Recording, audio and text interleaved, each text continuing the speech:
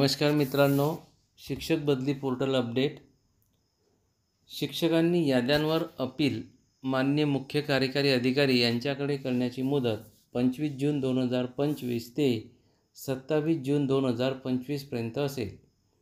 तसेच माननीय मुख्य कार्यकारी अधिकारी यांनी आलेले अपील निकाली काढण्याचा कालावधी, सुनावणी घेऊन अपील मान्य किंवा अमान्य करणे, केस बंद करतील यासाठीचा कालावधी आहे दिनांक 28/6/2025 ते दिनांक 4/7/2025 या 7 दिवसाचा असेल.